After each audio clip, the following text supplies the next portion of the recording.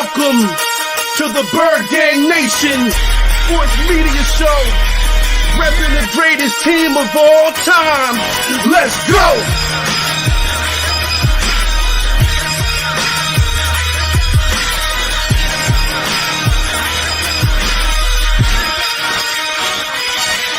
Bird Gang 31, he be the host with the most. We going deep, burning teams. They ain't nothing but toast. It's in your rest there. Sirianni put me in coach, running like Miles Sanders still. I bumped my head on the post. Touchdown! Yeah, that's coming. Devontae's crazy route running. Jalen hurting them, throwing lasers to break a young gunning. Come on! On the D side, we ride, sack him with Fletcher, lay him out on the stretcher. No one can protect you. Watch Darius lay him, shutting down your routes. Come on! In my green John, eating Philly cheesesteaks. Put up your cups, wings up, if you can relate. Tailgating at the link like Gangsta Stride. To the Bird Gang Nation, that's worldwide.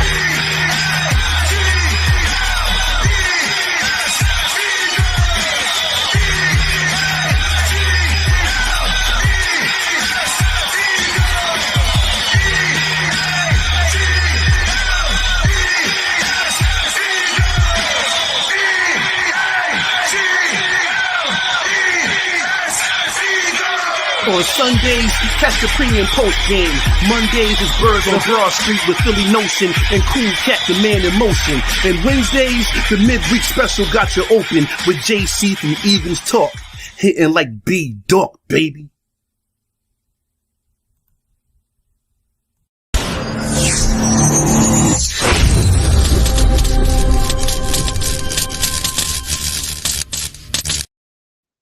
Welcome to another episode of Bird Gang Nation Sports Talk.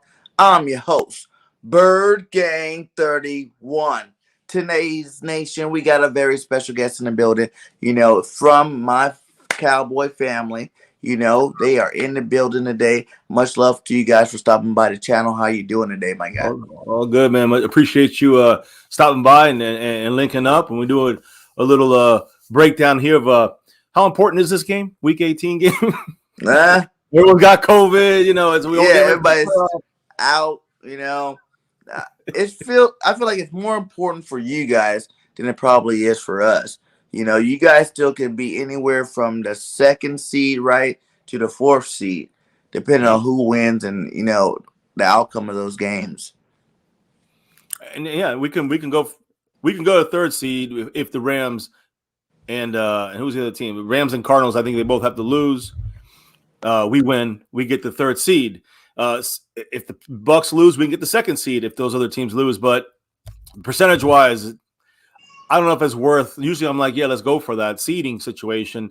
But this, do you want to trade off, injuries, possible injuries, or re-aggravating stuff with guys that maybe are on COVID, just get off the COVID list, and now they don't get, they haven't conditioned the entire week. Do you want to throw them in there as we get ready for the playoffs next week?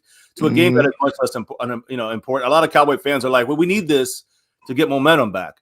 But I say back, do you really want momentum against the backups versus backups? Is there momentum there? Like, I know you want to win, and we want to win, trust me, but I want to beat your backups. I don't want to play with our starters. So I'm not really worried about this game in the sense of like, I'm not going to judge this game on anything because this is it's going to be a lot of second stringers and third stringers. So I just want to see everyone stay healthy, both teams, and go into the playoffs, good to go. I would love to sweep you guys, sweep the NFC 6-0. That would be great. That's what I hate. That's why I want to win this game, my guy.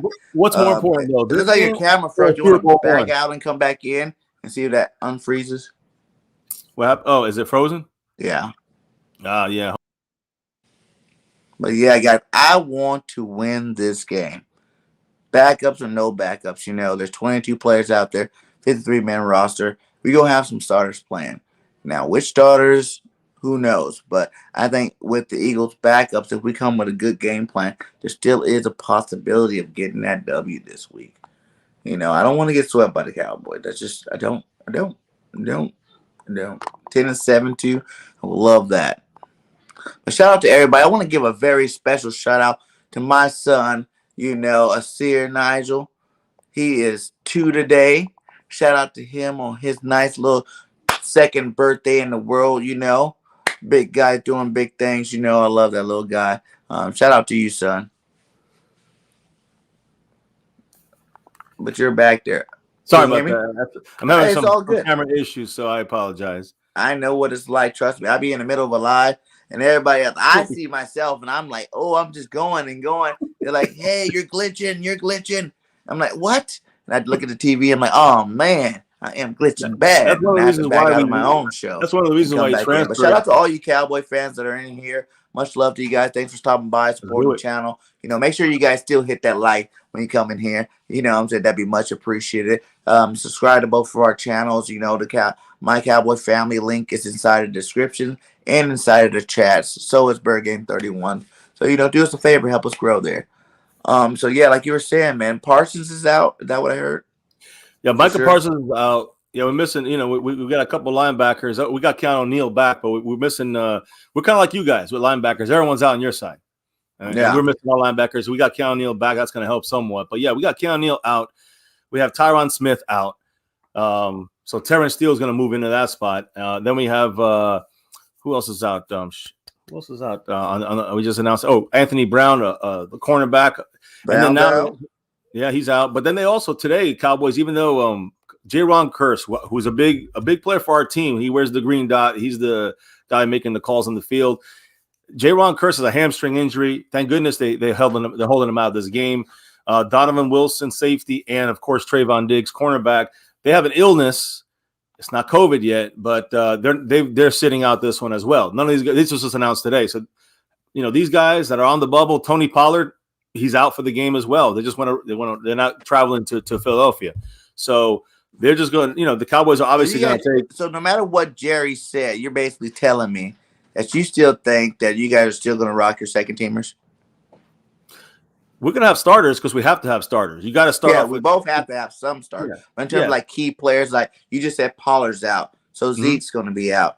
Parsons going to be out. Well, Zeke is in, but I don't know if he might get the first quarter and then he's out. Like what I'm saying is, I think the starters will probably run a first quarter, a couple drives, and on offense and defense, and then we're gonna pull most of them. You don't want to.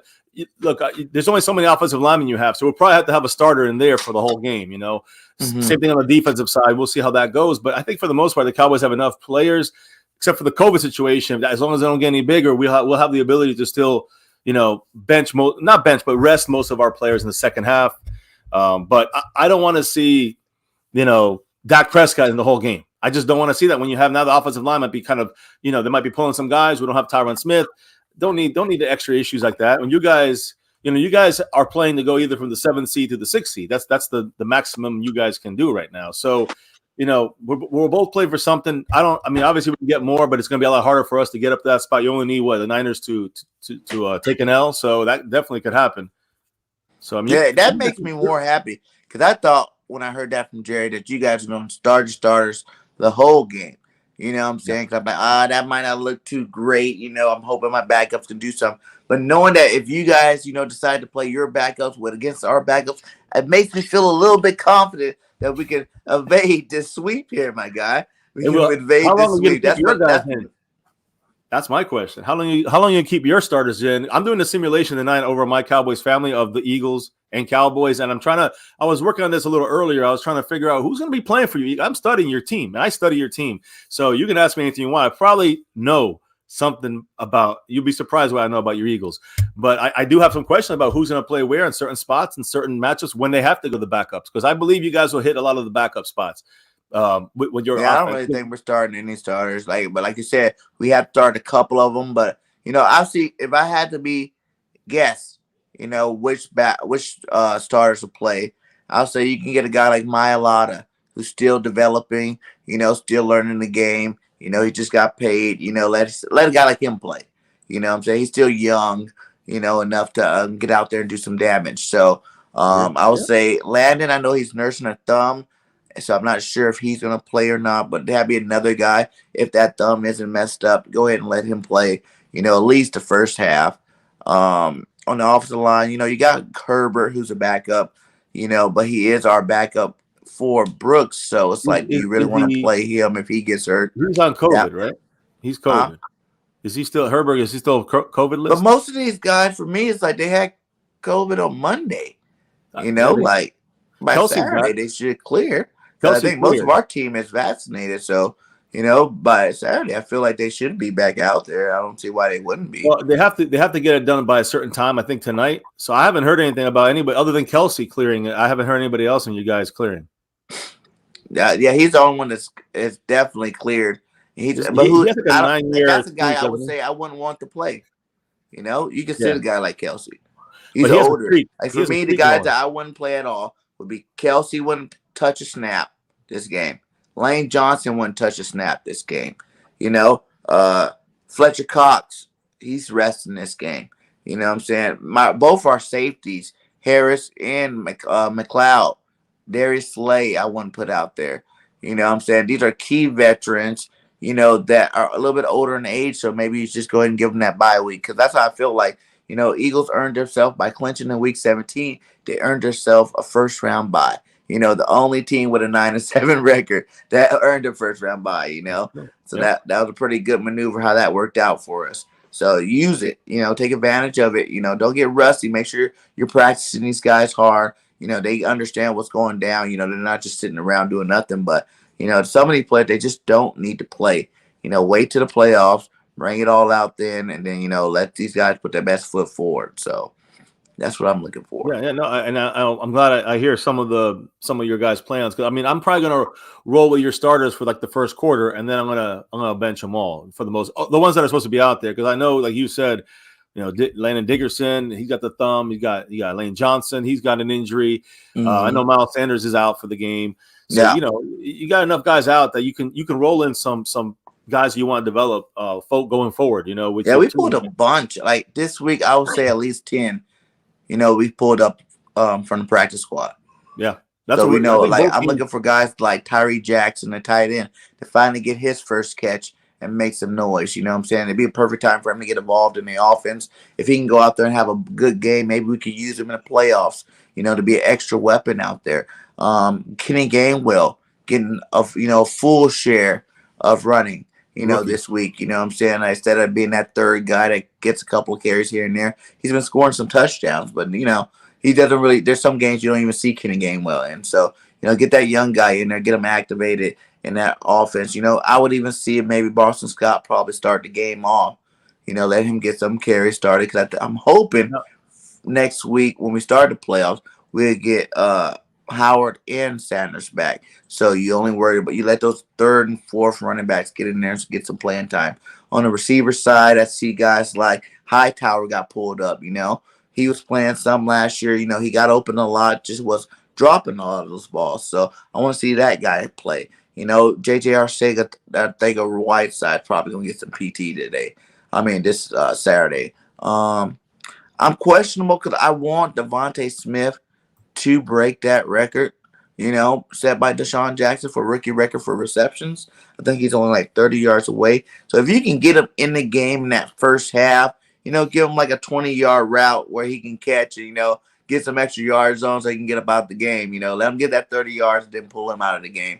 Don't have him going the full distance, but, let him have an opportunity to break that record. So I don't see too much of him. I don't think you're going to see too much of Quez Watkins. Rager needs to play. Any good play for him would be great. So yeah, like we got a couple other guys from the practice squad coming up to play. So offensively, those are really the only guys I'm really looking at to see this week. Defense, we got guys like Tagow in that corner. We got guys like McPherson at corner. Vincent Jr. that we got from the Broncos at corner. Those are some corners you want to see. Could we invested take all those guys you mentioned? Those guys you mentioned are rookies, by the way. McPherson, Vincent, going. Yeah. And this is the game you let them play. They've been practicing all year long. I agree. Let them get out there and see what they've been doing this whole year, practicing. And then but you're letting your starters rest. A little bit of Epps. You want to see some more Epps? Maybe get him a start. He's playing. Some of these guys are on COVID list. Epps on COVID. McLeod's on COVID right now. You got Goddard and Stoll, your tight ends. They're on COVID. Boston Scott's on COVID right now. Still, I'm just saying they haven't been activated. They haven't got clear yet, but yeah, yeah, that's the what trick. they have to tonight or they have to tomorrow to clear. I think by tonight, because it's usually the afternoon, but because the game's at night, I think they get a couple more hours. But I haven't heard anything, and it's probably about that time. So not sure about that. I'm going to check that before I run the simulation, make sure I get the guys moved in and out right. But I'm only asking that because Mike McCarthy made a comment about our team and the COVID situation. And if you're going to bench people, you won't have enough people to even make the roster. So if you take out your guy, you got more guys out on COVID. So if none of these guys get activated, you're going to have to run whoever you got in this game. You're not going to have many options. See, that doesn't make sense why we pulled up so many this week in practice for the practice squad. You're replacing their COVID elevations. So you can bring up 20 of them. If you got 14 guys COVID, you can bring up 14 guys from the practice squad. Yeah, that's what it goes by. And then you can bring, I think, 2 or 3 more, 4 more or 2 more you can put on for the game day elevation if you wanted to. But that's a different kind of designation. So yeah, so that's why I'm sitting in the same boat with you on that when it comes to the Cowboys. But I'll get to that whenever you can go ahead and run it off like that. That's pretty much all the players I expect. I want to see get some game activities in this week. Who do you want to see for sure? I mean, I believe both teams are going to start with starters. I think Jalen Hurts will probably run a drive. I mean, I think that Dak will probably get a drive in there. Just that's my guess. I hope almost they don't. That's just me. I know most Cowboy fans want to win this game, like take it seriously. Like we still have a playoff spot we can move up to, 2 or 3 on the seeding. I just think risk versus reward. You want to see the starters a little bit. You want to give them the blood flowing a little bit. Yeah, you play them in the first quarter. You're playing for a couple of drives. After that, let the young guys, let the guys that are, backups and already have some depth. The Cowboy team pretty much top to bottom has a lot of these depth guys. These backups have played major roles in the season because of all the injuries we've had, all the ups and downs with COVID and suspensions with La'el Collins. So for this game tomorrow, I'm really the guys I'm looking forward to, and I guess I'll start on the offense here, but the Cowboys, for the most part, Terrence Steele, he's going to be playing the left tackle spot, and he's been solid this year. Last year, he was a disaster. This year, he's done something. He's done a 180, and he's really done great on both right and left side. So he'll be on the left side. That's really the only guy we got missing. I mean, we might get Blake Jarwin back for the Cow. And again, he's a big piece to run 12 personnel for the Cowboys going forward into the playoffs. But, we get 2 tight end sets. The Cowboys run better. We pass better. We're a better offense. And Kellen Moore can do a little, it seems like his plays work better when we have the 2 tight end sets with the 1 running back. So, you're not going to see Pollard. So he's out. So I think you see a little bit of Zeke, and then you're going to see a lot of Corey Clement. Corey. The old Eagle. Yeah, he'll be taking the majority of the snaps. And then you'll see guys like Jaquan Hardy and Ito Smith formerly of the Falcons. They'll probably get some snaps in there as well. Receivers, I mean, Michael Gallup's gone for the year, but you'll probably see, I don't really mind these other guys. We've seen them in the regular season with Cedric Wilson, Noah Brown, Malik Turner. I'd like to see Simi Fehoko get in there, the rookie, and just get some snaps in there. Offensive line's tough because we really don't have many other guys we can really stick in there. So a lot of those guys probably play most of this game. And Cooper Rush will take over for Dak whenever time is right for that. But then on the defensive side, I think that's where you see the young defense for the Cowboys. You're going to have the backups like Armstrong and Basham in rotation. They'll probably take over much more of the snaps as the starters are rested. Like DeMarcus Lawrence probably play a little bit, and that's it. Same thing with Randy Gregory. Tristan Hill, I want to see Tristan Hill get some snaps. If you want to talk about what you want to see, Tristan Hill, I mean, he's been, whenever he's in there, he's definitely effective, but he just hasn't been consistent enough because of injury, whatever it may be. So he had COVID as well, missed the game. So we got to see him, and this would be a good opportunity for him to go up against your offensive line.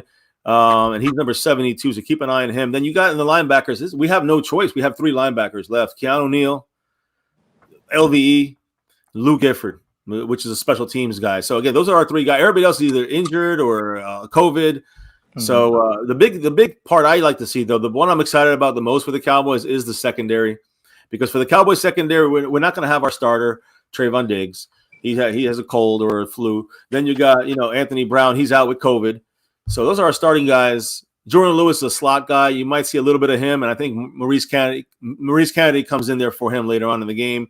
He's been pretty decent at the slot, but the more important spot is those 2 outside cornerbacks. Kelvin Joseph is going to be the starter as a rookie, and Deshaun Wright, number 25, as the other side rookie. Both these guys are rookies, like your guys, like similar. That's why when you were talking about your Eagle breakdown there for the backups that are going to have to play a role, it's all rookies, and that's important because I believe we're going to have our rookies out there playing the majority of these snaps. For Kelvin Joseph, I want to see him number 24, and I want to see number 25, Deshaun Wright. See if they're actually what they've been, kind of bolstered to be. And Deshaun Wright has still, I think, a lot more to grow on. So if you guys are going to pick on somebody, I'd say pick on him. Kelvin Joseph has shown ball hawking and great coverage skills. He's the rookie from Kentucky. So I'm looking forward to see how he plays a full game against an NFL team. Not just a little bit of, he had some spot time. He did take over a lot of snaps in one game this year. Did very well. So I want to see him tested again. In the playoffs, you never know when you might need these guys to step up.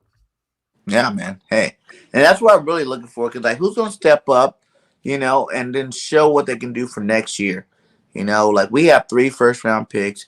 We got a lot of cap space coming into this offseason.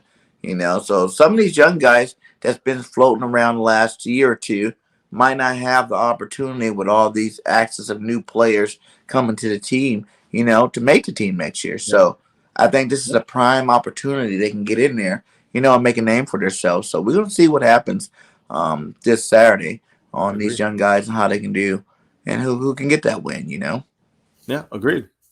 How do you feel about your team as a whole, Walk me through your season this year, how you felt. Like, what was your, expectations for the team going into the season? Has it changed at all? The last couple of games, even up to, the loss to the Cardinals. Like, how do you feel your team has played throughout the season? Well, first 8 weeks, we were pretty damn good. I mean, I'd say we were one of the best teams in the league. First 8 weeks, we were 6-1.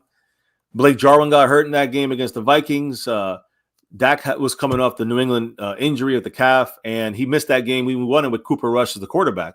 But the next week when we played the Broncos, they kind of figured things out. The Broncos kind of had the right blueprint to slow the Cowboys offense down. And without Blake Jarwin and Kellen Moore's need for versatility and that option of being versatile he didn't go up tempo as much. His offensive play calling became vanilla. And we went from the first-ranked offense to an average offense. Sometimes, like you saw against the Cardinals, I'd say below average offense. But you realize in games when you need to go down there and score on the offensive side in the fourth quarter, all of a sudden the playbook opens up. Cowboys are playing up-tempo, and Dak Prescott can kind of control the game. That's where I think he's not able, or Kellen Moore's offense is not – I don't want to say he's not able to, but Kellen Moore's offense is not opening up the entire playbook for him.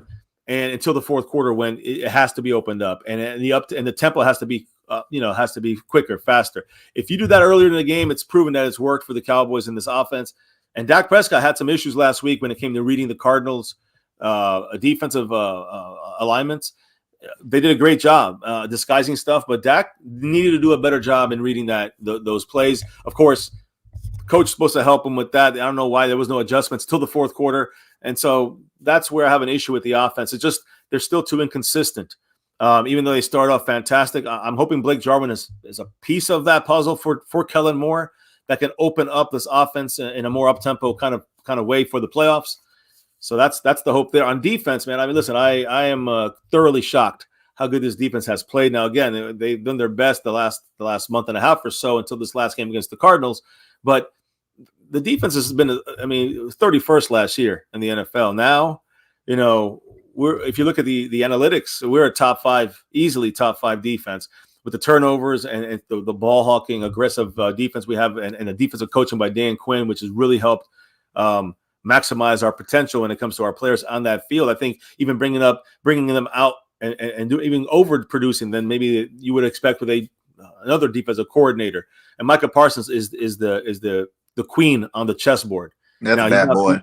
Yeah, I mean, he's not playing. I know he's not playing, of course, this game, but I mean, you can put him as an edge rusher. You could put him as an off-ball linebacker to focus on the run or dump downs, check downs. You could have him as a pass, as a blitzer, as a linebacker at any spot on that field. You can have him as a cornerback. I mean, he's. I mean, again, not a cornerback full time. He's had about a half a game of snaps at cornerback when you add it up. But he's caused a turnover off cornerback. He's knocked down big third down conversions as a cornerback, as that cornerback spot rolls. So he's the thing that really makes this thing go with Dan Quinn as kind of like the chess master.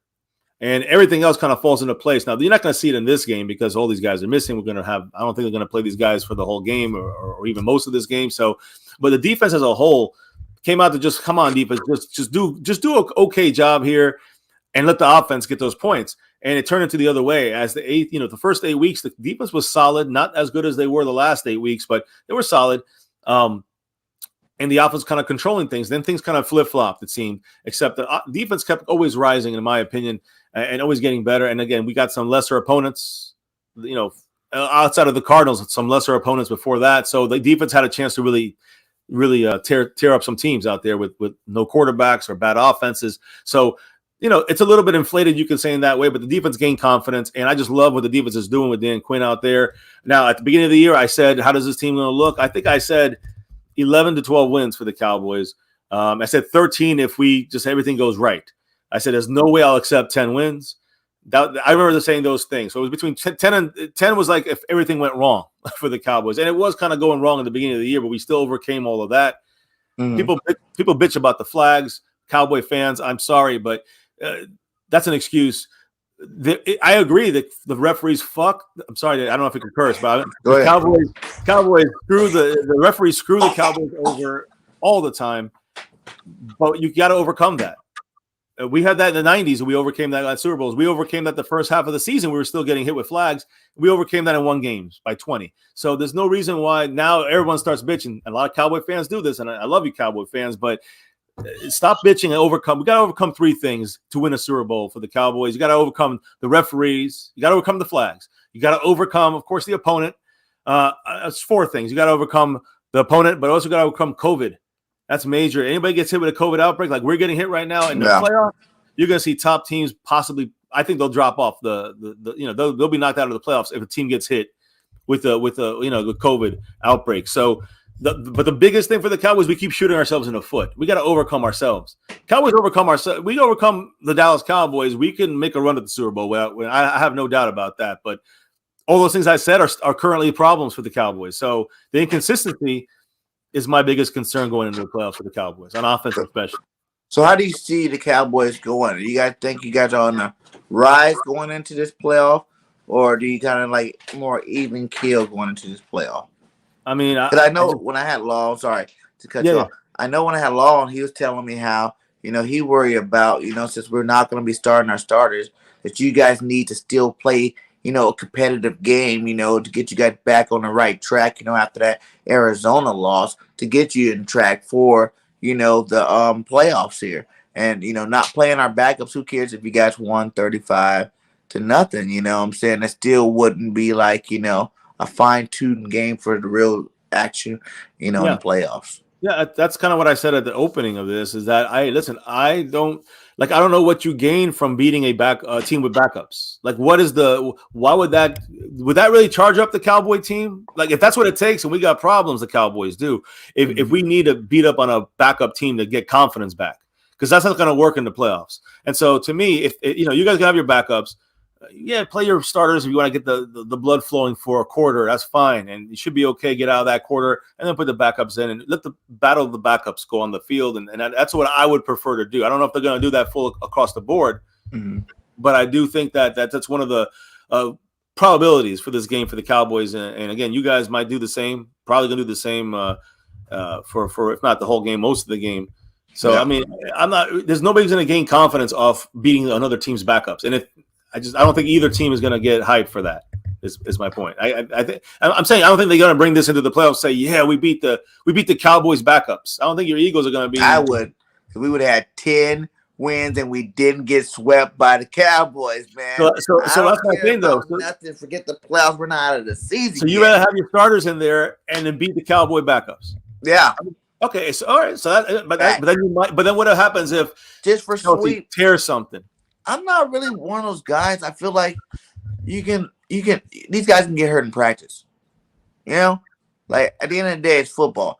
You can get hurt anytime. Sometimes you sit these guys and they go into the game and they get hurt the first play of the game anyway. Yeah, so it's like I'm not one of those guys that really worry about, oh, these guys get paid a lot of money to stay in shape and to do their thing, for a full season. We just had a bye, 2 weeks ago.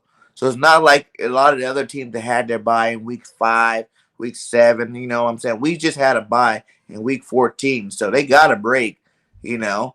I do like having the theory of a bye week, in theory, considering the game's not important. But at the same time, I'm just really big on division games. We started out 0-2. I think now we're 3-2 in the division. And this can make us 4-2. And that would matter to me the most. What's the record at the end of the day against the teams you play every single week? Every single year. Like these teams, those first 6 wins didn't mean nothing. To me, like everybody trying to put it the other way around where, those should have meant more. But no, we play 2 division games to every team every single year. So that's more of what I like to see your team do. Win your division. You guys already won the division, but so get some wins inside the division. You guys have swept everybody in our division. Everybody. So far, and I just don't want to be I want to be that team like, oh, you guys swept the Giants, you guys swept Washington, we swept Washington, but you guys did not sweep the Eagles, man. That's not yet. And listen, that's what I'm hoping for. the game time hits. I'm going to be, I want the Cowboys to win. I don't give a damn who's on the field, but to me, I've learned it's the bigger picture here. If you guys are happy just making the playoffs and getting 10 wins, that's you guys. But we're not like that. We want that Super Bowl. I'm not that Eagles fan. I said from week 1, the Eagles have a roster that can win anybody in the league. I felt that confident then. I still feel that confident now. When we went through our 2-4 start, I felt that confident then.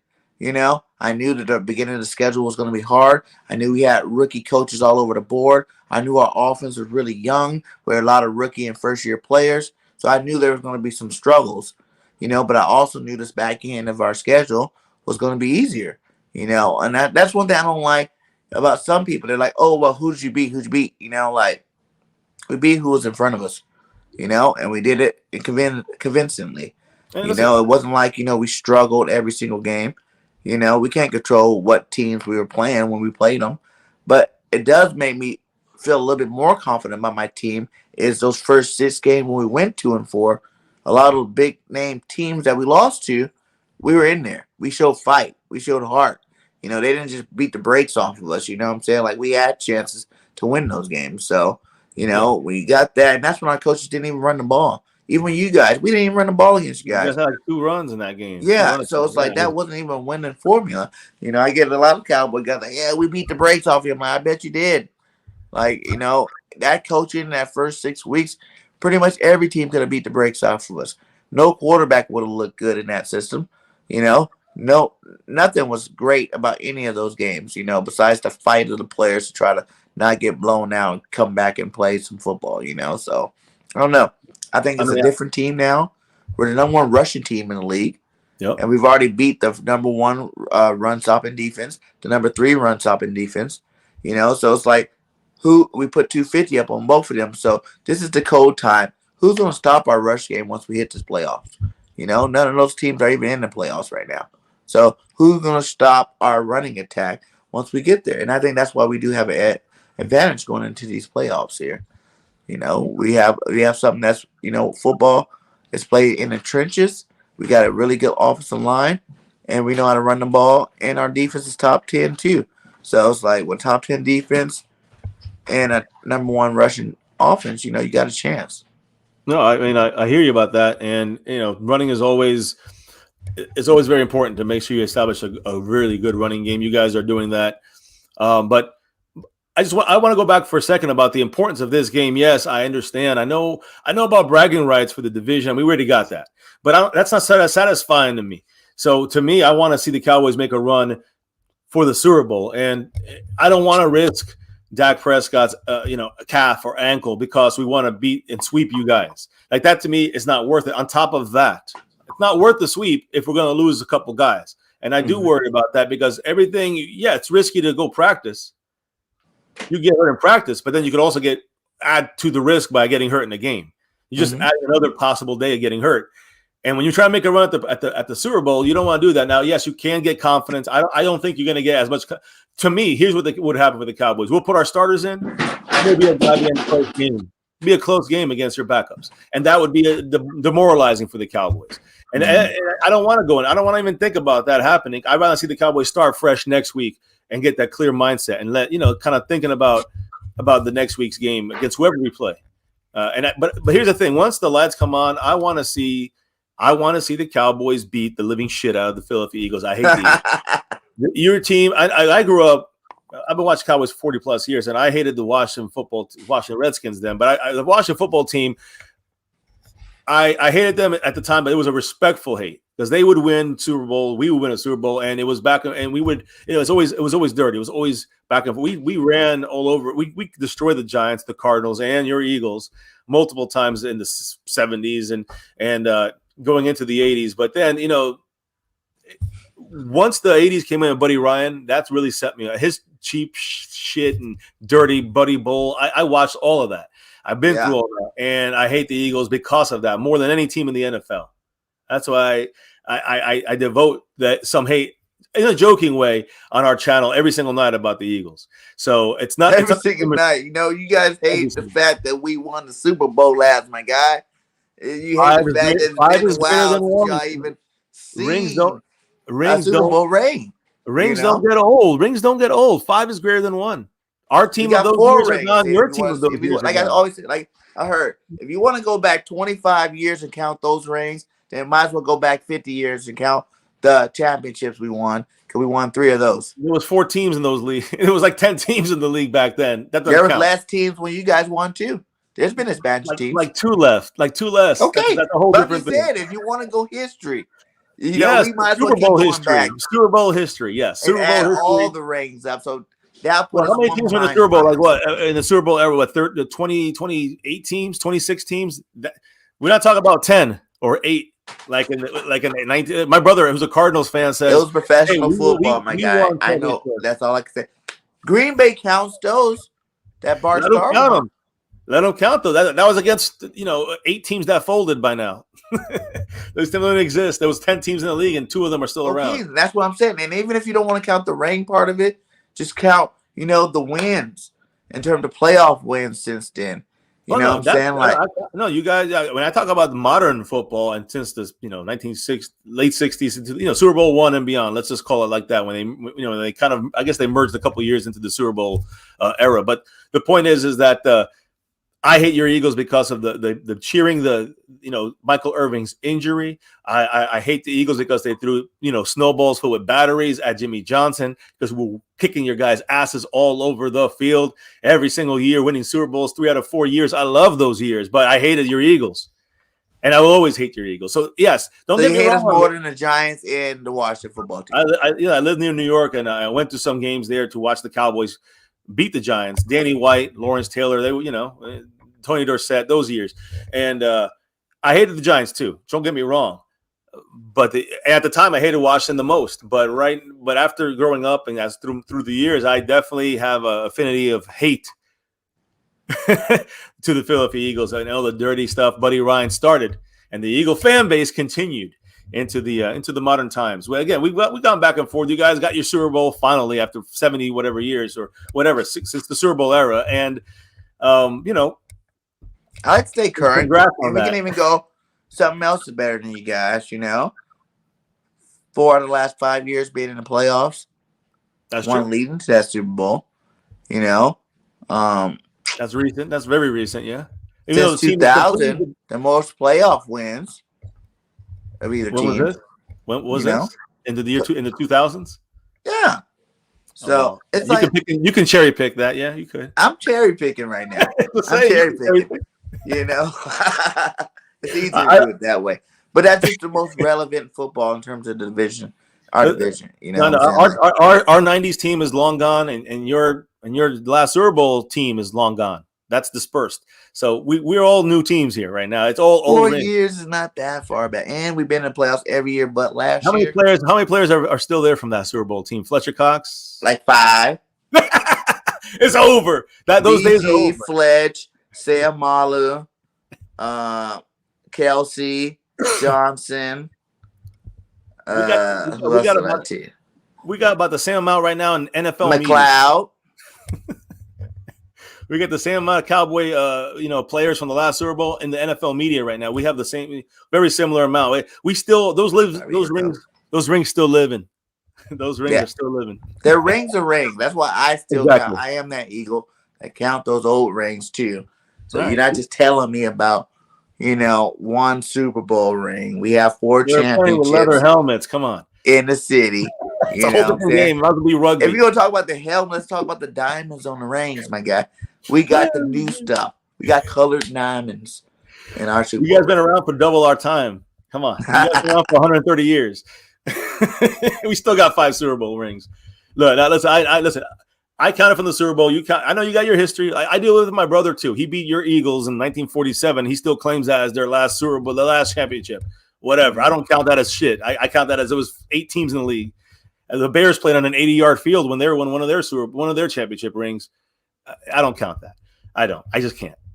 But don't worry, we'll we're messing around around shortly for you guys to let you guys know what time it is in the division. Again, if who do you want to play the most? The Super Bowl because you guys win this game. We win the Super Bowl. You guys can have this game. We'll take the Super Bowl if that's what it means. If that's the difference. Who do you want to play the most first round?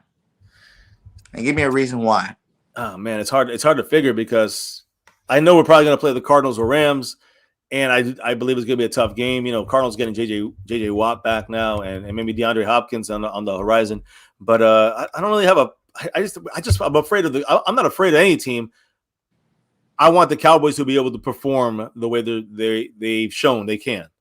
That's what I want to see. The team I want to see on that field are the Dallas Cowboys. Like not the we've seen the last 2 months on the offensive side, but I want to see the real Dallas Cowboys on that field that we've seen, on the offensive side in the first 8 weeks of the season. And so that's really, the Niners, the Saints. I guess the Saints. I think we can do this. If the Saints jump in there, I think, but we have to get the second seed to play the Saints. So that's not going to happen. And then you look at the Niners. I don't really Niners and you guys. We playing you guys 3 times. It's going to be a different game. No matter what happens this week, who wins it or loses. If we play you guys next week, we get to the 3rd seed. You guys jump to the 6th. We play in Dallas. And I think that we will then take that game, of course, a lot more serious. And so will you guys. So that's going to be a good battle there, NFC. But I don't, whether we win and sweep you guys, it's hard to beat a team 3 times. I don't even count this game as a win for either team in that mindset. It's more like a preseason win, in my opinion. Whoever wins this game. So who are you most feared to play? I know you say you can play anybody, but who do you think presents the biggest struggle for the Cowboys? Yeah. Right now, I think the Cardinals. Because they just beat you? The Cardinals, well, again, I think that I'm hoping that we can adjust and seeing some stuff out there. It's pretty common sense of what you do to combat what the Cardinals did to us when you look at the film. But I think that the Cardinals getting other guys back can now make them more versatile on the defensive side. And that's going to keep guys like Buda Baker back in coverage. And instead of having to be the run support guy, he's going to be dropping back a little more, which is going to make them more, effective, I think, as an overall defense. And our offense hasn't shown that they can do that recently. So that's where my worry ends up. That their defense is getting better. Our offense, has to hope that Kellen Moore, Dak, Blake Jarwin makes a difference in this thing. We can overcome that. And the Rams and Cardinals, the loser of the division, we would end up playing if we stay in the 4th seed. And the Niners, you guys, the Saints, they can't get in that 4th seed. Only the Rams can drop there. So I'm sorry, the 5th seed. I say 4th seed, the 5th seed. So when I look at that situation, us playing them, Rams at Dallas, the Cardinals at Dallas, that's going to be the 90% chance of it happening. So I'm not really worried about who we're playing because it's kind of showing either of these 4 teams, 5 teams. I would be more afraid about our performance than our opponent. And probably more your offensive side, more right. Yeah. Yes. What do you think is the biggest problem with that offensive side? Do you think it's more Dak? Because I'm on the fence of saying, since Dak came back from that calf injury, he's not been playing the same. You got to add in the play calling. I know you got to add in some drops, but he's just hasn't been that $40 million quarterback. What What do you think? I think your defense has been what's really kept you guys winning the back end of this season. We got guys like Parsons and Diggs going out there, with his 11 picks or whatnot. It's like that is, to me, the main threat of the Cowboys right now. Yeah, I mean, I agree that Dak is not playing very well right now. Although he is. If you watch the film, he's overall. I do believe he's playing better than people are saying right now. Now, does that mean he needs to improve? Hell yeah, he needs to improve.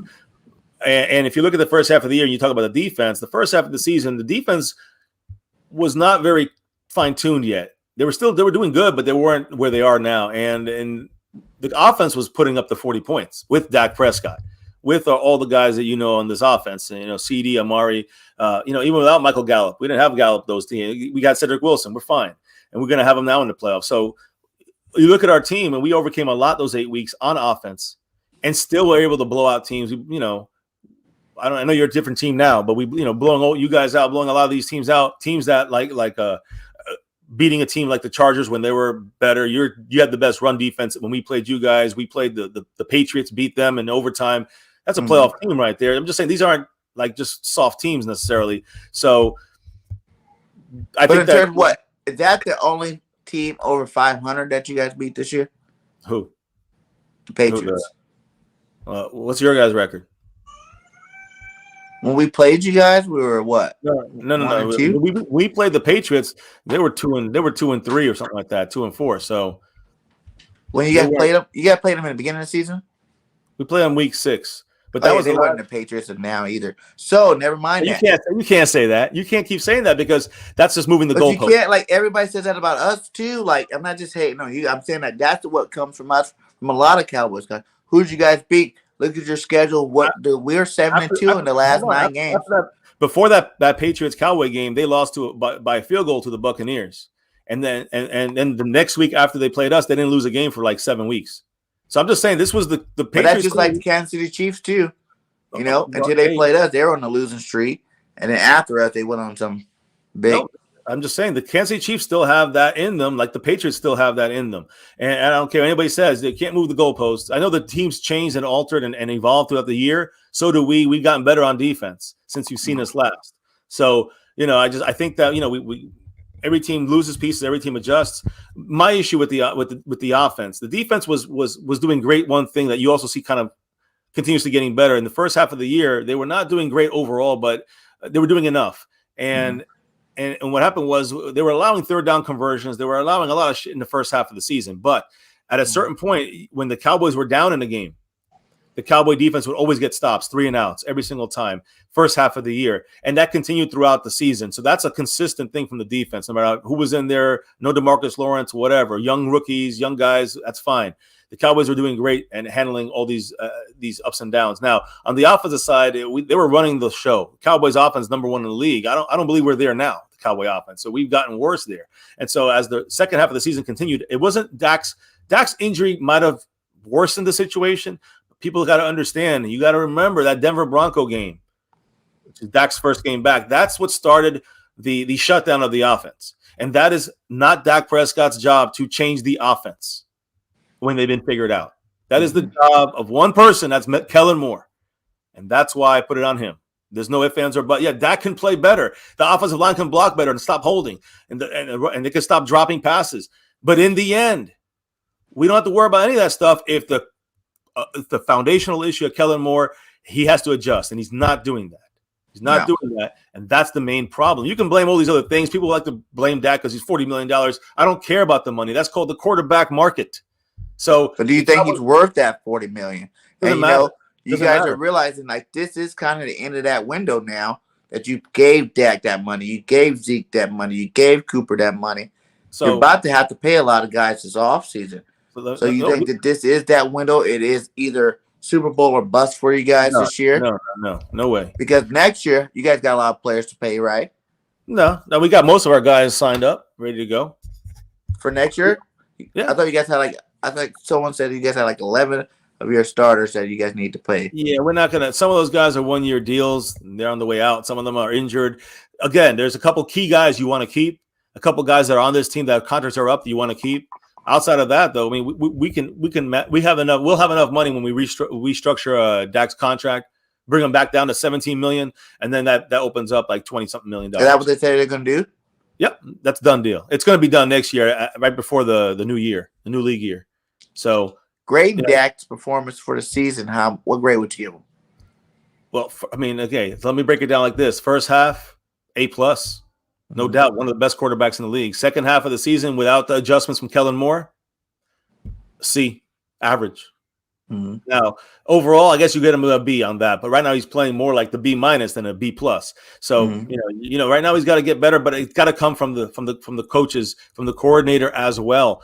Now, let me just say one thing, because that's where people don't understand. They throw out there, oh, he's not worth $40 million. He is worth $40 million. That's how much the quarterback market is. And let me explain what I'm saying here, because people get this twisted up all the time. The Jerry Jones left the Cowboys no options. It was Dak Prescott or what? So what do? You go draft a rookie? Would we in the playoffs right now? The answer is no. There'd be no offensive outburst the way we've had this year. I don't care what anyone says. They're drinking Kool-Aid if they say different. Then on top of that, if you say, okay, well, let's trade for Aaron Rodgers or Russell Wilson. Let's trade for someone like that, right? You got to pay their contract on top of giving up guys like Micah Parsons in the draft picks. Giving up guys, maybe if we did this last year, you're giving up Aaron Rodgers. You get Aaron Rodgers, but you're gonna have to give up now your draft picks, which would have been CeeDee Lamb, Trayvon Diggs, and Micah Parsons. Fuck that. I want to keep those guys, and I'll keep Dak Prescott to boot. You look at the logistics and the common sense of this, and the fact that this is capitalism. It's a quarterback market. That's the way it goes. Jerry Jones fucked up by not paying him 2 years ago. If he thought he was going to keep him anyways, pay him the $30 million. Now you got to pay the 40. That's not my concern. It's not my problem. That's Jerry Jones's dumbass. And if anybody gets pissed at anybody about Dak being on this team, get pissed at Jerry Jones. And that's not just about Dak. You've seen it happen with a lot of great quarterbacks, man. Once they get that franchise money, that's when their team, because you have less money to allocate to the rest of your team. So I know. The salary cap's a myth. I mean, and we've been. Yeah, I get it. You can always get bonuses. You can always restructure.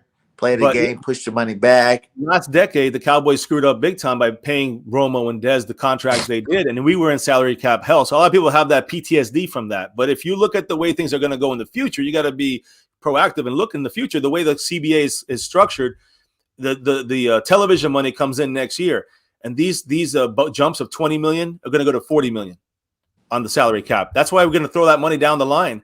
We're not going to lose money. We're fine. We got our team set for the next 4 years. And we got 4 years to get this thing done this year and the next 3 after this to get a Super Bowl ring or 2 or more, whatever. And that's what the investment's for. People they want to just get mad at Dak because he's got $40 million and they got $40 in their pocket. And that's the shame. What about the running back situation with Zeke and Pollard? A lot of people are clamoring for Pollard to take over the starting role. Do you think that's a possibility? I mean, or Zeke is the guy with the money. You don't play the player that's making the money. Zeke is not tradable till after next year. So Jerry Jones is going to make sure Zeke gets the start all the time. I think both would be great. Thunder and lightning. I love it. But the thing is that, you got to use them properly. And that goes back to old Kellen Moore. He does not, I don't know if you watch the Cowboys too much, but he runs his Zeke or Pollard into the teeth of the defense every play. How many times we hit the C gap? How many times we do sweeps? You see against the Saints, Pollard goes for 70 yards. So I'm just saying, like, when you see Kellen Moore not being effective, creative in the running game, in the red zone. We've had problems for years with Kellen Moore in the red zone, creating plays there. He can't do it. So, it's like, yeah, you can blame Zeke and get pissed at him when the offensive line is not blocking and the coordinator is doing predictable running plays. I mean, I can't get mad at Zeke or Pollard for that. And Pollard looks more, he's a more explosive player, but more explosive. He can't do what Zeke does when it comes. They say Zeke pass blocks better. Oh, he's much better at pass blocking. But Zeke Pollard's gotten better with pass blocking. Zeke's still much better. Pollard's better out the backfield, but Zeke's damn good out the backfield catching the ball. And they both are very good at running, but they have 2 different styles. Kellen Moore got a beautiful situation there, and he's not taking advantage of it. We went from being like the first, one of the top teams in play action the first half of the season. Uh-huh. One of the least play action teams in the league, which is killing us. We were very effective in that. Why does Kellen Moore go away from this? I don't know if it's 12 personnel. I don't know if it's because Zeke had the injury throughout the season, with the knee. But either way, there's no excuse for Kellen Moore to go away from the running game the way he does, and he's not creative about when he does run. That I can't blame Zeke or Pollard for that stuff. So yeah, I think that the combo is what I want to see continuing through this. We got both these guys through next season. We're going to enjoy both those guys in the backfield. Okay, two-part question. Gallup being out, is that going to affect your playoff run? Yes or no? No. And are you looking to resign him or not? I love Michael Gallup. He's a great player. Great. I mean, any team should get him. If they could, they should. I doubt we're going to get him. I doubt we'll get him because if we do, if we can pull him for like $8 million because of his knee issue, that'd be great. And then we might bring him on. I don't think we have the money for that. Cedric Wilson picking up where Gallup is leaving off. I mean, he did this already once for the first half of the season. I just talked about how good our offense was. It wasn't Cedric Wilson, but Cedric Wilson was a major piece of our offense that had to produce, and he did. So Cedric Wilson in there, he's just a poor man's Michael Gallup in a way. So I like that we're gonna pick up where we left off there, and I'm pretty sure that we're gonna. I feel good about where we are at receiver, even with Michael Gallup gone, and Cedric Wilson, Noah Brown, Malik Turner. These guys have all come through in multiple different ways in the season. I'm not worried about our depth at the receiver spot. A receiver spot. Yeah. Okay. And next year, I think Cedric Wilson, we re-sign him. If you're worried about the receiver spot, you let Gallup go. You re-sign Cedric Wilson for $2 million rather than 18. But do you think you know how that always happens? When you're that guy that's a little bit farther down the depth chart, whenever you get a chance to shine, like no one's really scheming for you, no one's really worried about you. Do you think that Gallup's been doing this for years now? It's been like 3 years now where I've seen Gallup put up some big plays. Do you think Cedric Wilson is good enough to actually replace him? Or you just think that you got CD and Cooper? Cooper's getting a little older too as well. Do you think those guys are just so good that it won't really matter what you need out of that third receiver? I just think you have to balance the price tag. That's where the cap comes in. Would you rather have a rookie quarterback or trade all your draft picks away for a solid quarterback, but you don't get the talent? In this situation, I'd rather have Dak Prescott there, and then we have to make the move on our third receiver. You know what I mean? Like I'd rather figure out a third receiver spot than our quarterback spot. So at third receiver, Michael Gallup. Cedric Wilson is not better than Michael Gallup. Yeah, but Cedric Wilson is a good third receiver on your team. He's not great, but he's going to do the job right. If you want a more of a blocking type guy, you got Noah Brown who can come in there and still make some plays, use his body to box out guys. But Cedric Wilson to me is a versatile player as well with returns and kickoffs and stuff like that. And on punts. And I'm pretty sure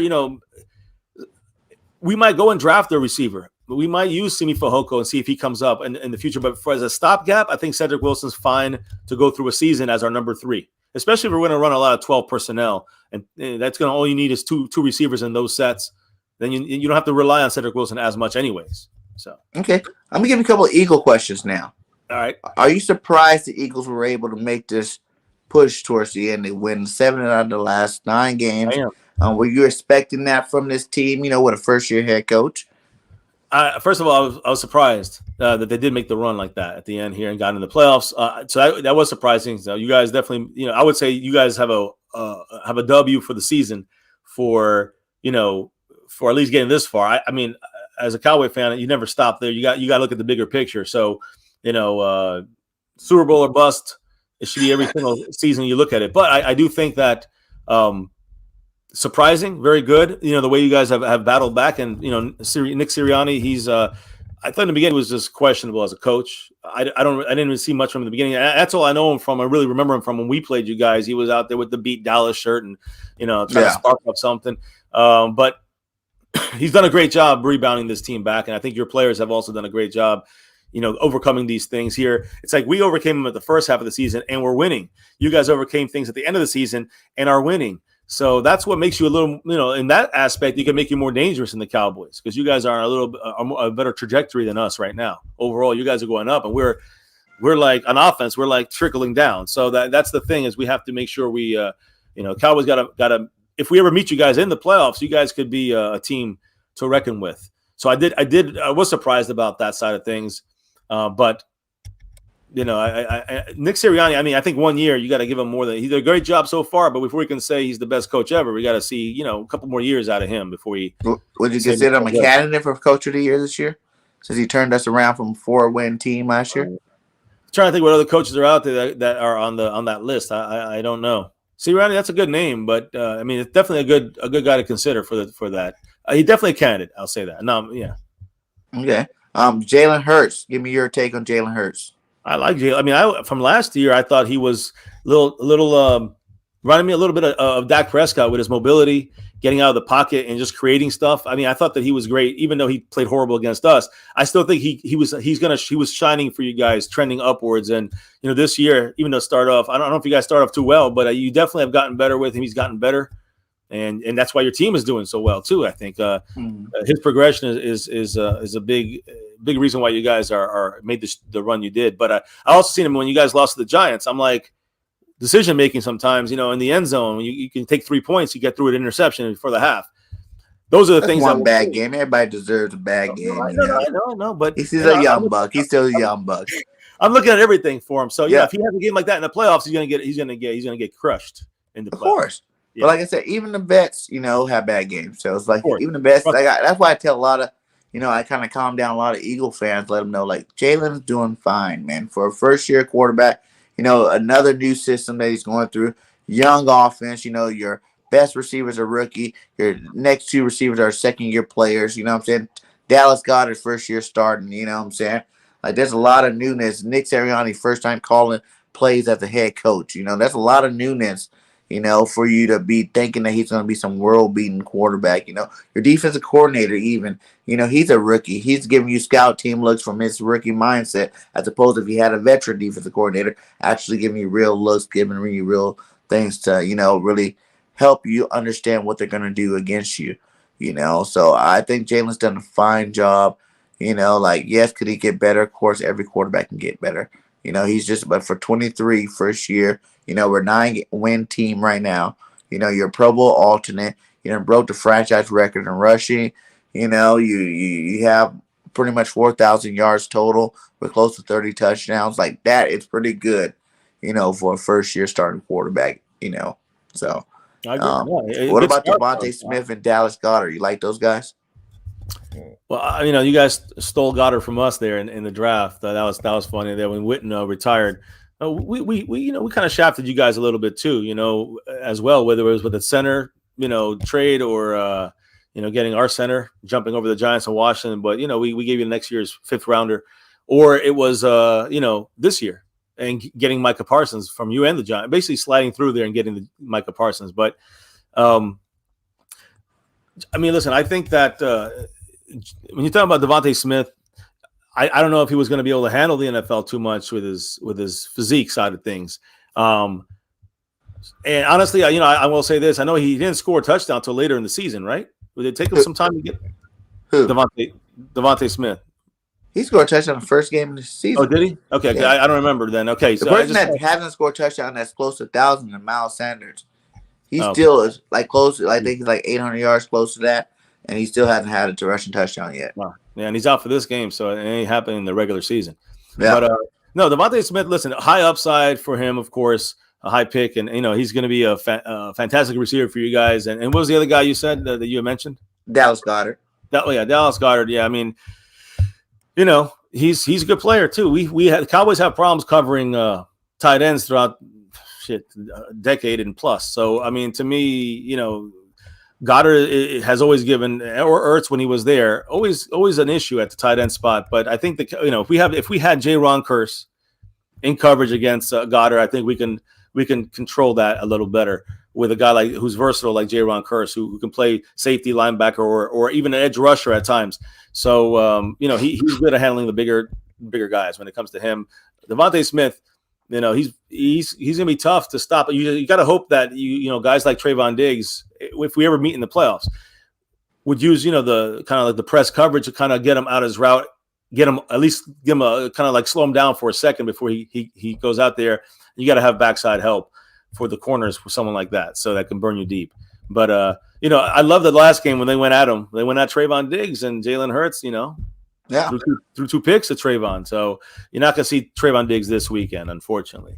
And unfortunately, also the Cowboys now we have 11. He tied the interception record for the Cowboys in our team history to Everson Walls with 11. He won't be able to get that 12th pick against you guys and break that record. And same thing with Micah Parsons. Can't get that sack and a half or 2 sacks to bypass Javon Curse and that rookie record in the sack numbers. But do you think either one of them deserve Defensive Player of the Year?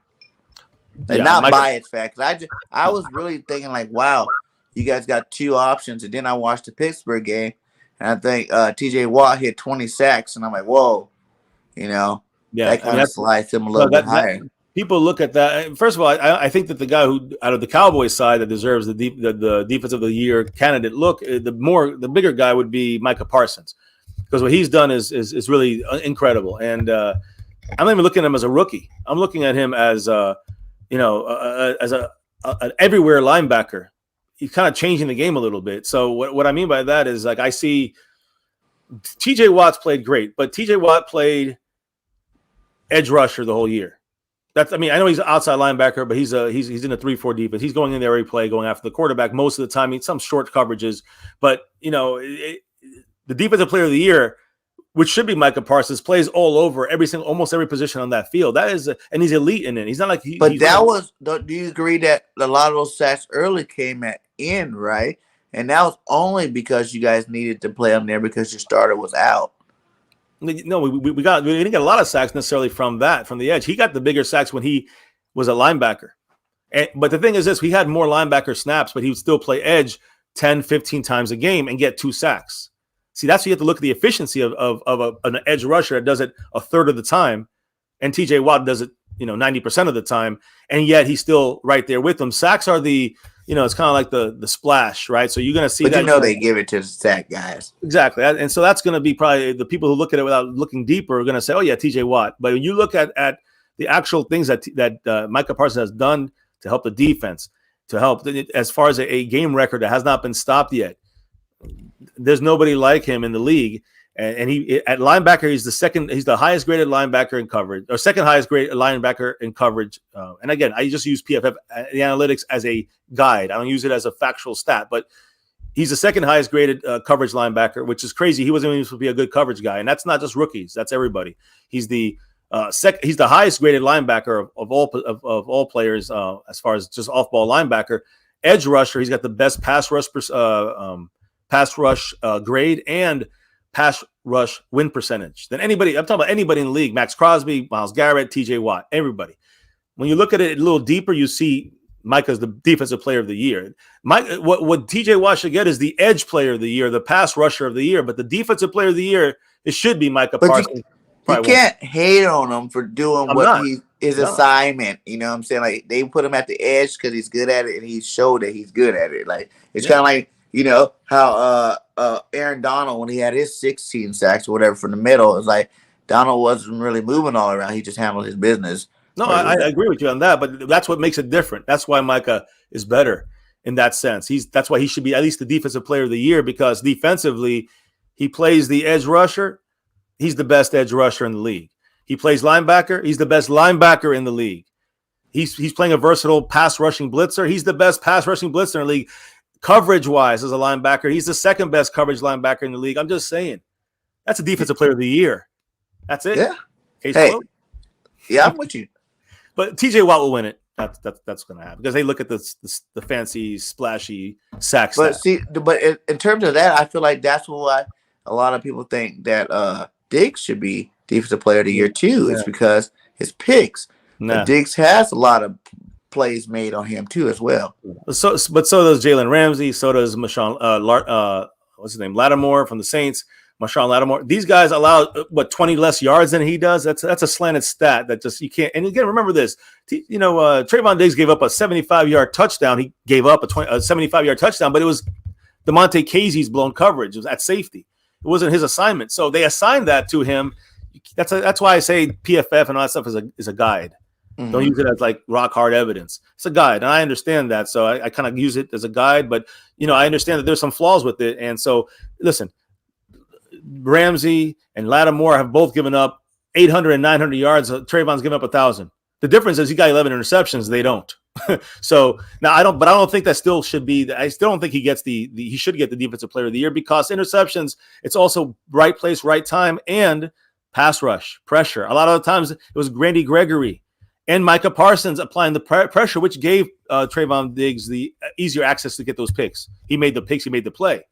And it doesn't happen to everybody, but he did it. And that's what's great about it. That's why he's considered for this. But Micah's better as far as Micah is the player, not better, is the different positions. Micah is a defensive player of the year, in my opinion. How much better do you think Diggs is than Slay? Or do you think he's better than Slay? They're different kind of. I mean, I think Slay's better than Diggs in some ways. I think, again, I think that Diggs is big. I don't know how fast Slay is. Diggs has good speed, but he's not one of these combine, speed burners out there. So, he uses more his physicality and his aggressiveness, awareness, his ball hawking ability when it comes to Trayvon Diggs. Now, you could probably speak more on Slay, but I know Slay's always been a problem for us, a thorn in our side with the Lions or with you guys. He's always been, a feisty defender. So, I think they're both good in their own way. I think they're very similar and in different ways, but they're both about the same level of cornerback. Just in different ways. That's fair. That's fair, man. So give me your game prediction. What do you think the score is going to be this game, man. Whether it's backups or not? Yeah, it's just a real concrete score. I mean, if it's backups, it could be it could be a folly out there. But listen, I think that you guys with your backups and us with our backups, I think we'll win. I think we will take it because I think we've shown our depth the whole year. We've had a lot of depth step up, in times of the season where there was a lot of uncertainty, and they stepped up and filled in. So I think that they have a little bit of some of these guys you're going to see playing tomorrow have played the whole year consistently a third of the game or a quarter of the game. So, I think that our guys are kind of tested already when it comes to their depth and our backups. That's what I'm basing on the win. And I would assume, if we have Cooper Rush coming there, he's won a game against the Vikings this year. I think we'll be fine. Against who's your backup again? Oh, Minshew. He's good. He's a guy. He's a guy I wanted to bring into Dallas, and you guys got him. So I think it was a good trade you guys made for a 6th-round pick. Yeah, it was very worth it. That was a good pickup. Yeah. But so I mean, you guys are gonna definitely hang in there as well. So it's gonna be close. Listen, 28-27 Cowboys win. Okay. At the end of my show, I like to do an all-time team. So we're gonna fly through. It takes about 5, maybe 10 minutes, depending on how fast you can answer it. Now. These are just players that you've watched, you know what I'm saying? Like, that you know about. Dude, you don't have to give me, who has the best stats in Cowboy history. Yeah. This is your favorite players. So, we'll start out with quarterback. Who will be your starting all-time Dallas quarterback, and who will be backing them up? I mean, I lived through the Troy Aikman. So, Troy Aikman would be my guy, although I think, historically, Roger Staubach is the guy. My first jersey was Danny White, number 11. So I don't know, but I mean, Troy Aikman was, I would say, of what I've seen, he's my favorite quarterback over Romo and Dak. Aikman's the guy. He also won a championship, 3 of them. So that always puts an extra special bump on there when it comes to rating these guys. And who'll back them up? Who's your second favorite to watch? That I've watched? I mean, I'll put Dak Prescott in the era that I've been watching. I mean, again, if you want me to put Roger, I'll put Roger. It's your era, so it's fine. But you talk about what I've seen with my eyes, or but your favorite. I never watched Staubach play, so I can't put him in there then. So it would be Dak Prescott. I believe he's the second best quarterback we've had since Staubach left. Dang, no Romo in there. Romo's 3rd. Danny White 3rd. Yeah, Danny White's 4th. Give me 3 of them. Emmitt Smith, number 1. He's my favorite player of all time. No question, no doubt. Of all time. Of all time. So you one of those guys think Emmitt's the best running back of all time? No, I'm saying he's my favorite player of all time. But I think he's the best as well as all time. He got the yardage. He stayed healthy. Barry Sanders, my guy. He was the best runner of all time. The best running back. The best runner. He was fantastic. Barry could have came out any of those 5-6 years that Emmitt as a Cowboys fan, I will always say, and came back and broke that record again. Well, that took him 5 years after he retired to win. That's why he's not the best running back, because he quit. Because he quit. Now, he's the best runner. Yes, of elusive. I mean, listen, he had some games. I remember against the Vikings, he would have -2 yards. I'm just saying it for a game, Barry Sanders. I've seen that, but he's the most fascinating, unbelievable runner I've ever seen in my life. But Emmitt Smith is the most consistently great running back I've ever seen in my life, and he's my favorite player of all time. Okay, give me two more Cowboy running backs. Tony Dorsett. For sure. And Zeke. Zeke's definitely up there. Zeke took it by storm. First time he played against Seattle in preseason, I knew it. I saw him. I'm like, I'm getting this jersey. This guy has something special. He's dropped off a little bit, but he's still got something special. So yeah, those are my 3 guys I think right now off the top of my head. I should say Herschel Walker because he gave us all the players to build those 3 Super Bowls with. Facts. He so did. maybe I should replace him right now. Who'll be the fullback for this team? Moose. Moose, yeah. Johnson. Yes, of course. There's no question. That's the only guy. Robert Newhouse. He gets a an honorable mention. No DeMarco Murray. No. He's a running back, and when he came to the Eagles, man. Talk about explosion, bombing, man. That was bad. Give me 2 tight ends. Jason Witten, obviously, he's the all-time great in a lot of things. But I actually, me personally, I like Novacek, Jay Novacek better. I don't know if people know him in the chat, huh? Did you say didn't win? Only because I listen. Witten's the best tight end in our history, without question. But I enjoyed watching Novacek. He got a ring. That's all. I'm gonna leave it at that. Okay. Novacek was a special type of tight end at the time in those years. He's like a receiving tight end.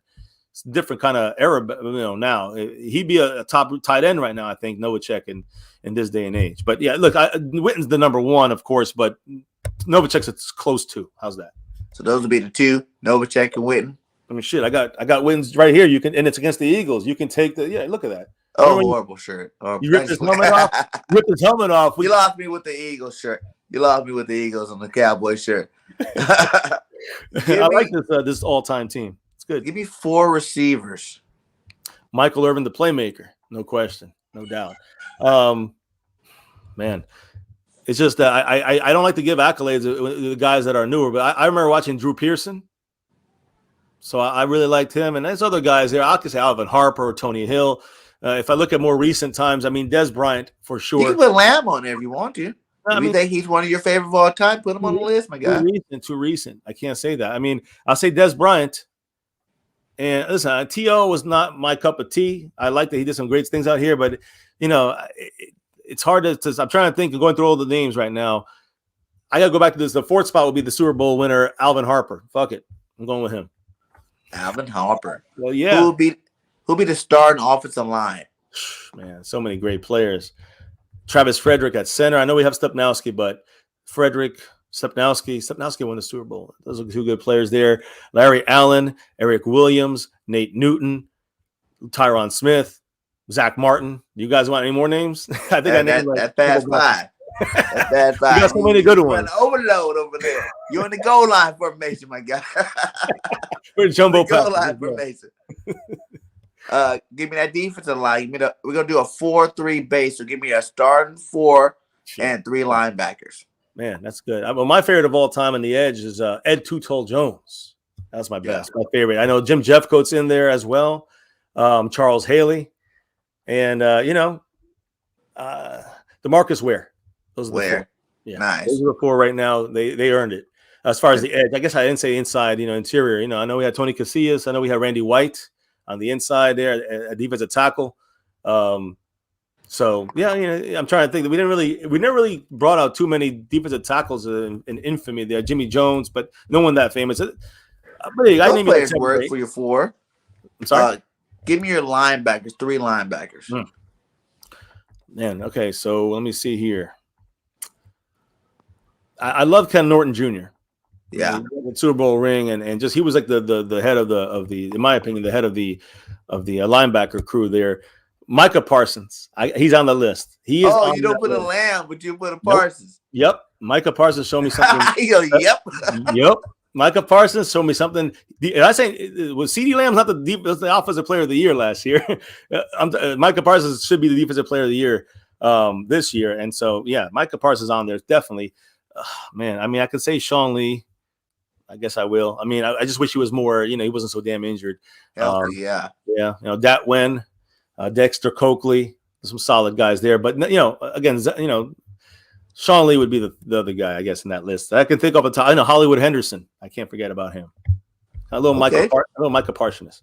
Micah Parsons, baby, made the all-time list. Good job, Rook. Hey, I give it your top 3 corners. Oh man. Well, I already know one of them.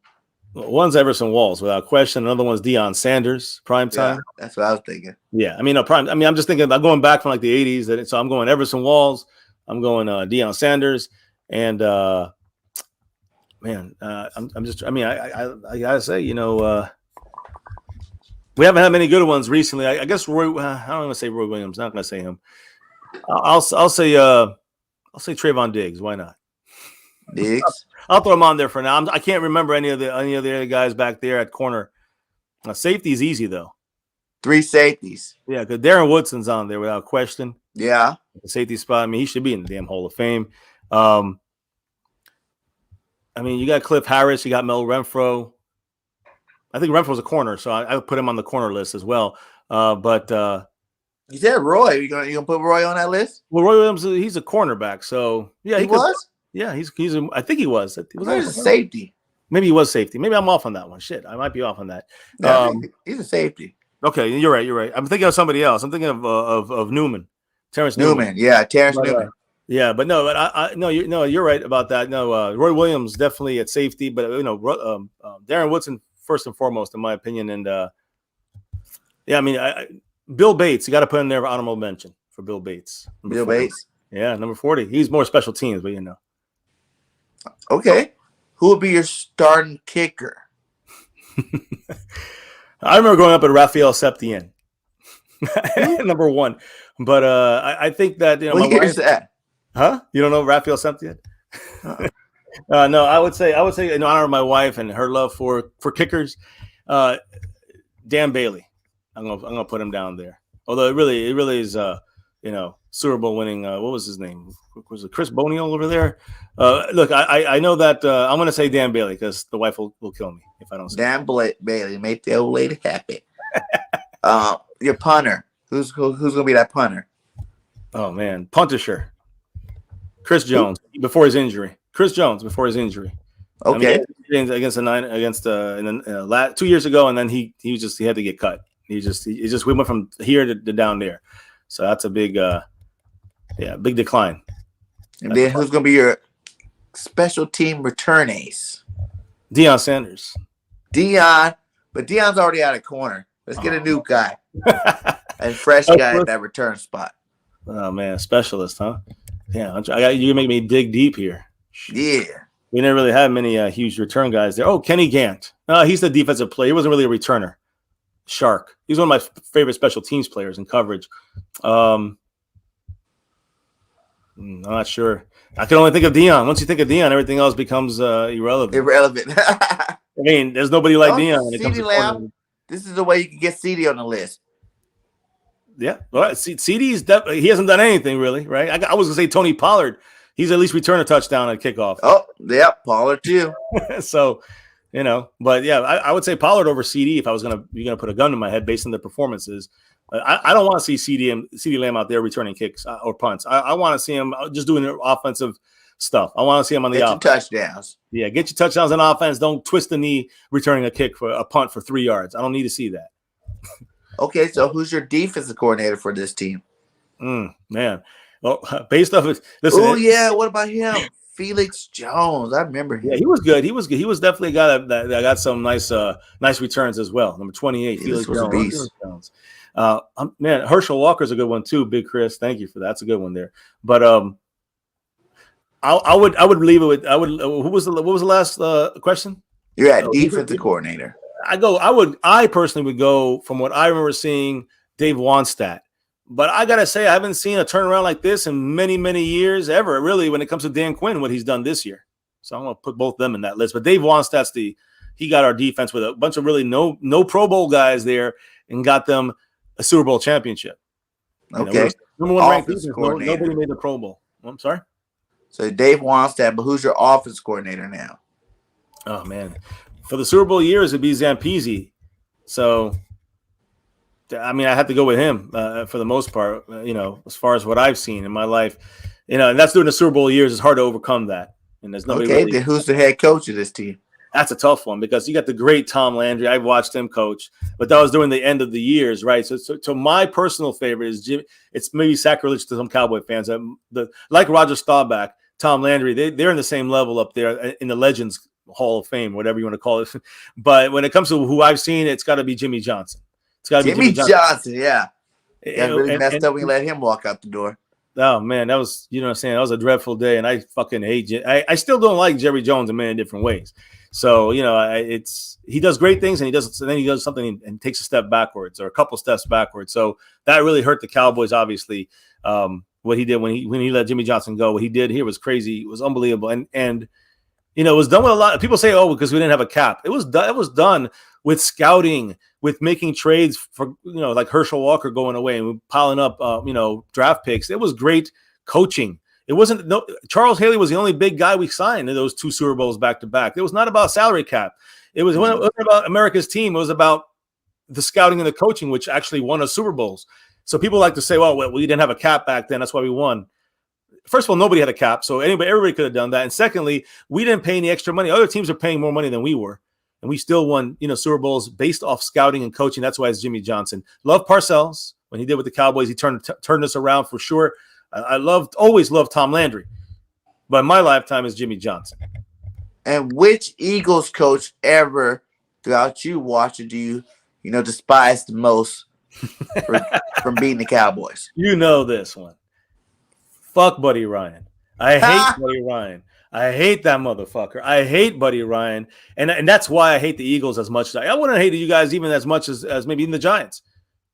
We've been watching them, but you guys had to do the Bounty Bowl. You guys had to throw snow, you know. Yeah, you guys took on Buddy Ryan's kind of running up the score. You guys took that to another level with throwing batteries and snowballs and cheering Michael Irvin's injury. So that's why I hate the Eagles the most. You can thank Buddy Ryan. Fuck Buddy Ryan. Nice, man. But hey, man, this has been a great show, man. Thanks again for stopping by. Thank you for the channel. That's a good list there. You know, you forget. That's why I like doing the all-time team. You get to really go back and remember some of these great players from all these different teams out there. You know, you realize that every organization has got a, you know, an all-time team that's really nice and really great NFL players that came out. It was awesome. It was great concept, man. I love that. And thank you for doing that. Thank you for having me on here. Truly appreciate talking football, Cowboys, Eagles, you know, even if it's the backup bowl, like somebody said. The backup bowl, yes. Or as I call the 9-7 first round bye. There you go. That's another good name for you guys to say it. We're treating it the similar way. We get a home game. You guys get a road game in the playoffs. We'll go from there. But again, thank you for having me on here. And if you guys you're gonna subscribe, we're gonna actually in about an hour and a half or so, we're gonna have the Cowboys and Eagles simulation with the backups in this game. And I'm probably about the halftime or maybe second quarter, I'm going to switch all the backups in there. You guys want to watch a preview of the backup bowl? You can check it out on My Cowboys Family. We're on YouTube. That's our spot, 4.5+ years on there. And of course, follow us at My Cowboys Family on Twitter. We have a Discord as well, but you know, you can just jump in there and just chat. You know, we don't mind the back and forth. We just want to make sure we keep it, you know, respectful in the chat, and you know, and we can get in good conversations as Cowboy fans, Eagle fans, getting on in there, especially with this game. And we'll be on camera tomorrow night for the game. Myself, my wife, she's always with me every single night for the breakdowns and the nightly. So check us out. You know, don't troll and just chill, have a good time. We can talk football. It's always a good time. So facts, appreciate you having me. I agree. Yeah, go sub my guy up. His link is in the description and inside of the chat. And for all you Cowboys guys, you know, we talk good football over here in the Eagles. You know, I am on the road to 2K. We're about 85 away. So if you guys have not, please subscribe to my channel as well. You know, and I bring daily content, like I said, Cowboys, Eagles, you know, all different teams in the NFL. You know, we just talk some good football over here. And like I said, man, yeah, it's been a pleasure. Thanks again for stopping by, my guy. And, you know, good luck in the backup bowl. You know, let's see who can go farther, because I still feel like you guys won a division. But I think the Eagles going to go a little bit farther this year. But we'll see what happens. You know, I'm more concerned. I want to see what's going on next week in the playoffs. That's good luck. Maybe we'll see you then. All right. Hey, thank you guys for stopping by. Shout out to the 25 in the chat. Please make sure you guys hit that like on the way out. Like I always say at the end of my videos, fly, Eagles, fly. Till next time, this Bird Game 31. My Cowboy family, we are out. Go Cowboys! That was fun, man.